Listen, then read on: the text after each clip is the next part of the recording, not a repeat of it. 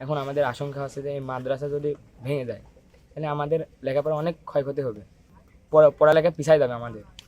আল্লাহর কাছে দোয়া করি যেন এই মাদ্রাসা যেন না ভাঙে। এই মাদ্রাসা ভেঙে যাচ্ছে নদী ভাঙনে, তাই আমরা কোথায় দেখবো? এই মাদ্রাসার ক্রান্তি লগ্নে আমি বাড়ি বাড়ি বসে থাকতে পারিনি। আমি এসে এখানে দেখলাম যে অবস্থা, যে কোনো মুহূর্তে মাদ্রাসা নদীর গর্ভে বিলীন হয়ে যেতে পারে। এখানে খোঁজ নিয়ে দেখলাম কয়েকদিন আগেও পানি প্রায় 20-25 ফিট দূরে ছিল, কিন্তু আজকে এসে দেখছি এই পানি প্রায় মাদ্রাসা সংলগ্ন চলে আসছে।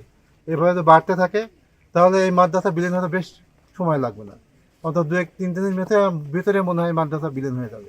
এই কারণে আমি সবার কাছে উদারত আহ্বান জানাচ্ছি, যারা সরকারি ক্ষমতায় আছেন, যারা এখন যেহেতু তত্ত্বাবধায়ক সরকার, এখানে প্রশাসন আছে, তারাও এখানে একটু দেখবেন এবং যেটা করলে স্থায়ীভাবে একটা সমাধান হয়, মাদ্রাসা যাতে না ভেঙে যায়, মাদ্রাসা যাতে রক্ষা পায়, সেজন্য সবাই এদিকে নেক দৃষ্টি দিতে হবে।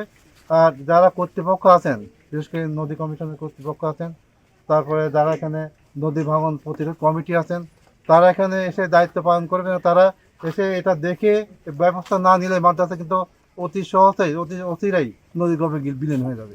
নদী একবারেই মাদ্রাসার পাশে চলে আসছে, আসলে খুব ঝুঁকির মধ্যে আছে।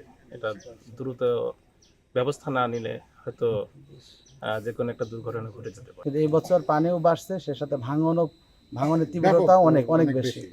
এমনও দিন গেছে যে দিনে একদিনে 80 ফিট মতো, 80-90 ফিট একদিনে ভেঙে গেছে। এই এরিয়ার মধ্যে কয়েকশো বিঘা চলে গেছে, কয়েকশো বিঘা, আর ইতিপূর্বে আমাদের কয়েক হাজার একর জমি চলে গেছে।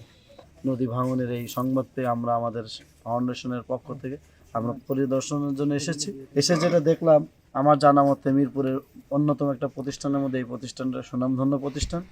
এখানে 2 বছর আগে একটা প্রশিক্ষণ হয়েছিল সমস্ত মানুষের শিক্ষকদের নিয়ে। হাফেজ আবদুল্লাহ সাহেব হাফিজাউল্লাহ তিনি এসেছিলেন।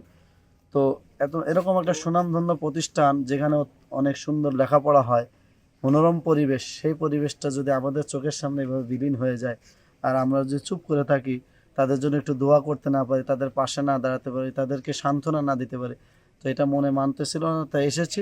আমি আমার দায়িত্ব এবং সংগঠনের পক্ষ থেকে, যেহেতু এটা ধর্মীয় প্রতিষ্ঠান, এখানে অনেক গরিব এতিম বাচ্চাদের আশ্রয়স্থান, আজ এই আশ্রয়স্থান বিলীন হতে যাচ্ছে, এটা দেখে ভারাক্রান্ত হৃদয় নিয়ে হুফাজুল কোরআন ফাউন্ডেশন কুষ্টিয়া জেলা শাখার প্রতিনিধি এবং অত্র প্রতিষ্ঠানের ছাত্র এবং অভিভাবকবৃন্দ যারা আছেন, সকলের সম্মতিতে আমরা একত্রিত হয়ে সকলের ক্ষেত্রে বার্তা দিতে চাই। সকল ধর্মপ্রাণ মুসলিম ভাই বোনদের প্রতি আকুল আবেদন, আপনারা এই বাচ্চাদের এই দ্বীনি মার্কাজের প্রতি সকলেই বিশেষ খেয়াল রাখবেন। আপনাদের সাহায্য সহযোগিতার সর্বোচ্চ হাত আপনারা বাড়িয়ে দেবেন, পাশাপাশি সকলের কাছে আন্তরিক দোয়ার আবেদন। এই কারণে আমি সবার প্রতি উদারত আহ্বান জানাবো, এই মাদ্রাসাকে ঐতিহ্যবাহী প্রতিষ্ঠানকে রক্ষা করার জন্য সবাই এগিয়ে আসবেন।